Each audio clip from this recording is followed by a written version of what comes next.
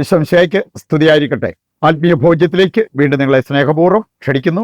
നമ്മളിന്ന് വിചിന്തനം ചെയ്യുന്നത് വളരെ എളുപ്പത്തിൽ നമുക്ക് മനസ്സിലാക്കാൻ പറ്റുന്ന ഒരു വിഷയമാണ്. മാലിന്യം മാറ്റാതെ നാറ്റം മാറുമോ?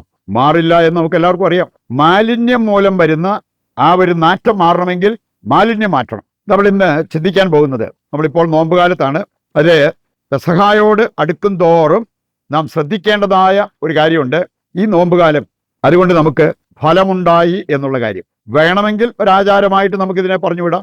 വേണമെങ്കിൽ ഫലമെടുത്ത ഒരു നോമ്പുകാലമാക്കി നമുക്കിതിനെ മാറ്റാൻ പറ്റും. അതിന് ആവശ്യമായ ചില കാര്യങ്ങൾ, പ്രത്യേകിച്ച് നമ്മളൊരു 3 പ്രധാനപ്പെട്ട കാര്യം, നോമ്പാകാൻ, അത് അർത്ഥവത്താകാൻ, ഫലസംദായകമാകാൻ നാം ശ്രദ്ധിക്കേണ്ടതായിട്ടുള്ള 3 പ്രധാനപ്പെട്ട കാര്യങ്ങളെക്കുറിച്ചാണ് നമ്മൾ ചിന്തിക്കാൻ പോകുന്നത്. ഒരു മനുഷ്യന്റെ ഒരു ചോദ്യം എന്നെ മുൾമുനയിൽ നിർത്തി. അദ്ദേഹം പറഞ്ഞൊരു കാര്യം, അച്ഛാ, ഞാൻ എൻ്റെ മക്കൾക്ക് വേണ്ടി പ്രാർത്ഥിച്ചു. ഒരു ഗർഭസ്ഥ ശിശുവായിരുന്നപ്പോൾ ഞാൻ അവർക്ക് വേണ്ടി പ്രാർത്ഥിച്ചു.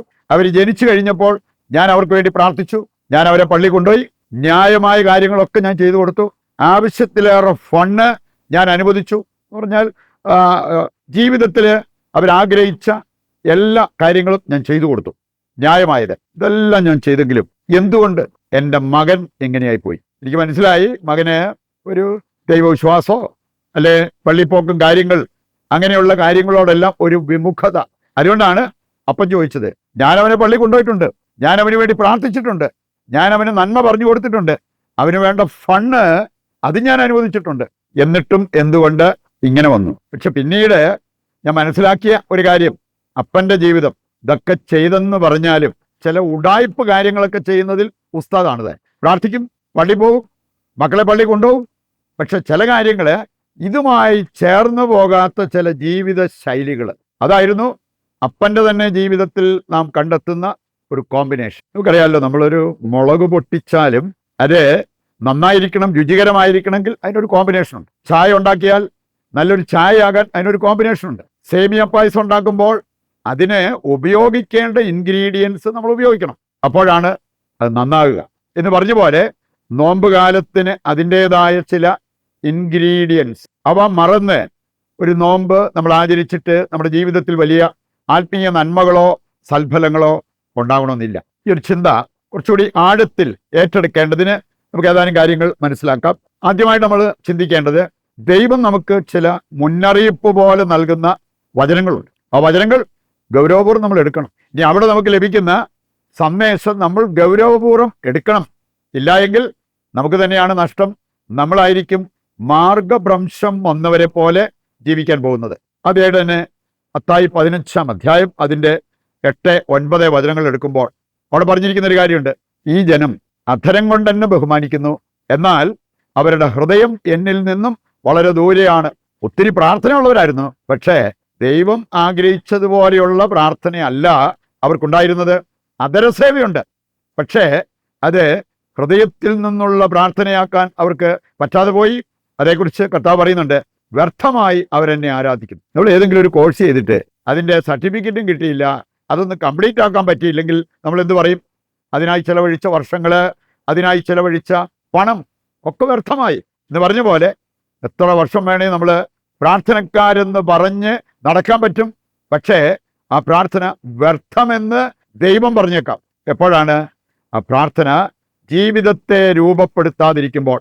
ഹൃദയത്തിൽ നിന്ന് വരുന്ന പ്രാർത്ഥന അല്ലെങ്കിൽ വെറും അധരസേവയാണെങ്കിൽ ദൈവം പറയുന്നൊരു കാര്യം, വ്യർത്ഥമായി അവരെന്നെ ആരാധിച്ചു. മറ്റൊരു വചനം യെശയ്യാ 1:15 മുതൽ വായിക്കുമ്പോൾ അവിടെ പറഞ്ഞിട്ടുണ്ട്, നിങ്ങൾ കരങ്ങൾ ഉയർത്തുമ്പോൾ ഞാൻ നിങ്ങളിൽ നിന്നും മുഖം തിരിച്ചു കളയും. നിങ്ങൾ എത്ര പ്രാർത്ഥിച്ചാലും ഞാനത് കേൾക്കില്ല. അതിൻ്റെ കാരണം പറഞ്ഞിട്ടുണ്ട്, നിങ്ങളുടെ കരങ്ങൾ രക്തപങ്കിലമാണ്. പ്രാർത്ഥനക്കാർ ശ്രദ്ധിക്കേണ്ട ഒരു കാര്യം, നമ്മുടെ ജീവിതത്തിൽ നിന്നും പാപം അകറ്റണം. പാപത്തെ ചേർത്ത് പിടിച്ചുകൊണ്ട് പ്രാർത്ഥനയുടെ നീളം കൂട്ടിയാലും ദൈവം അത് പരിഗണിക്കത്തില്ല എന്ന്. നീ എത്ര പ്രാർത്ഥിച്ചാലും ഞാൻ നിന്നിൽ നിന്നും മുഖം തിരിച്ചു കളയും. കാരണം പറഞ്ഞിരിക്കുന്നത്, നിന്റെ കരങ്ങൾ രക്തപങ്കിലമാണ്, നിന്റെ ജീവിതം പാപപങ്കിലമാണ്. അതുകൊണ്ട് നിന്റെ പ്രാർത്ഥന ഫലമണിയില്ല, ദൈവത്തിന് പ്രീതികരമാകില്ല, സ്വീകാര്യമാകില്ല. ആമോസിന്റെ പുസ്തകം 5-ാം അധ്യായം 21 മുതൽ 24 വരെ വായിക്കുമ്പോൾ ഇതേ ആശയം അവിടെ പങ്കുവച്ചിട്ടുണ്ട്. നിങ്ങൾ പെരുന്നാൾ ആഘോഷിച്ചാലും നിങ്ങൾ ഒരുപാട് കാഴ്ചകൾ സമർപ്പിച്ചാലും ഞാൻ അതിൽ സംപ്രീതനാകത്തില്ല. എൻ്റെ കാരണം 24-ാമത്തെ വചനത്തിലേക്ക് വരുമ്പോൾ കാണാൻ പറ്റും. അവിടെ പറഞ്ഞിരിക്കുകയാണ്, നീതി ജലം പോലെ ഒഴുകട്ടെ, സത്യം ഒരിക്കലും വറ്റാത്ത നീർച്ചാല് പോലെ.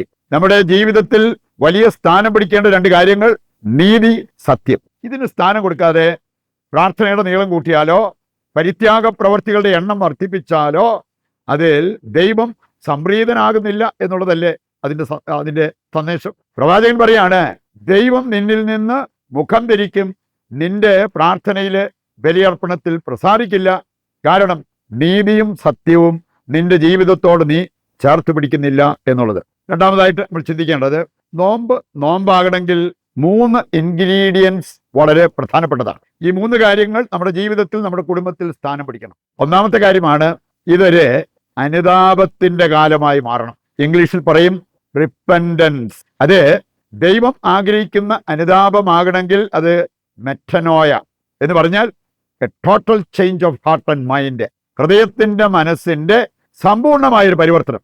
ചിലര് അഡ്ജസ്റ്റ്മെന്റ് നടത്തും. ചില ഭക്ഷണ പദാർത്ഥങ്ങൾ വേണ്ടാന്ന് വെക്കുന്നത്, ചില സുഖ സൗകര്യങ്ങൾ വേണ്ടാന്ന് വെക്കുന്നത്, അത് ആഴമായ മാനസാന്തരത്തിന്റെ ഭാഗമാണോ അഡ്ജസ്റ്റ്മെന്റ് ആണോ അത് നമ്മൾ തിരിച്ചറിയണം. അഡ്ജസ്റ്റ്മെന്റിലല്ല ദൈവം പ്രസാദിക്കുന്നത് ആഴമായ കഴമ്പുള്ള മാനസാന്തരം.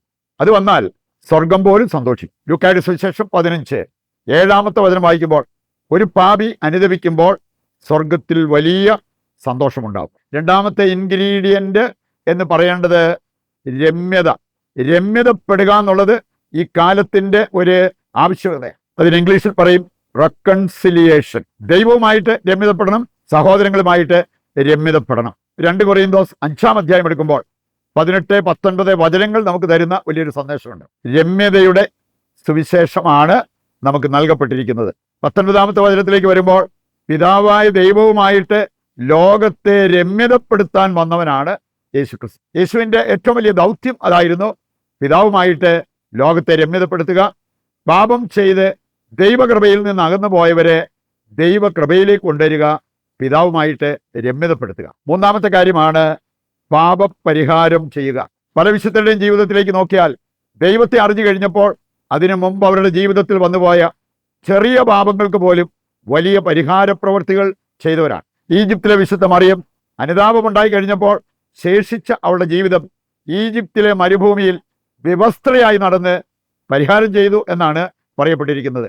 ഈ 3 കാര്യങ്ങൾക്ക് നമ്മുടെ ജീവിതത്തിൽ, നമ്മുടെ കുടുംബത്തിൽ സ്ഥാനം ലഭിക്കുന്നുവെങ്കിൽ ഈ നോമ്പുകാലം നമുക്ക് അർത്ഥവത്താക്കാൻ പറ്റും. അത് ഫലസംദായകമായി നമുക്ക് ആത്മീയ വളർച്ച പ്രദാനം ചെയ്യും. ആ ഒരു കാര്യം നമ്മുടെ ജീവിതത്തിൽ നിറവേറുവാൻ ആഗ്രഹിച്ചുകൊണ്ട് പ്രതിഷ്ഠാ ജപത്തിൽ നമുക്ക് പങ്കുചേരാം. പിണക്കത്തിൽ കഴിയുന്ന വ്യക്തികളും കുടുംബങ്ങളും ഉണ്ട്. രമ്യതയിലെത്തുവാൻ ദൈവത്തോട് പ്രത്യേകം പ്രാർത്ഥിക്കാം. അനുഗ്രഹപ്രദമായ ഒരു നോമ്പുകാലം കൂടി ഞങ്ങൾക്ക് നൽകിയ നല്ല ദൈവമേ, ഞങ്ങളങ്ങേ ആരാധിക്കുകയും സ്തുതിക്കുകയും ചെയ്യുന്നു.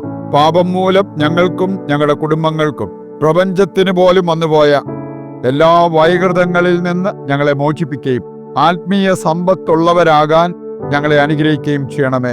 ഇന്നത്തെ ഞങ്ങളുടെ അവസ്ഥ ഏറ്റെടുത്ത് ഞങ്ങളുടെ ഉദ്ദിഷ്ട കാര്യങ്ങൾ അങ്ങ് സാധിച്ചു തരികയും ചെയ്യണമേ. ആമേൻ. നമ്മുടെ എല്ലാ പ്രാർത്ഥനാ നിയോഗങ്ങളും നമ്മുടെ കുടുംബത്തിൻ്റെയും നമ്മുടെയും ആവശ്യങ്ങളെ ദൈവകരങ്ങളിൽ ഏൽപ്പിച്ചുകൊണ്ട് താഴ്ന്ന സ്വരത്തിൽ കർത്താവിനെ സ്തുതിച്ച് ദിവ്യകാരുണ്യത്തിന്റെ ആശീർവാദം നമുക്ക് സ്വീകരിക്കാം. യേശുവേ നന്ദി, ഹല്ലേലൂയ, ഹല്ലേലൂയ. യേശുവേ ആരാധന, ആരാധന, ആരാധന. യേശുവേ നന്ദി, യേശുവേ സ്തുതി.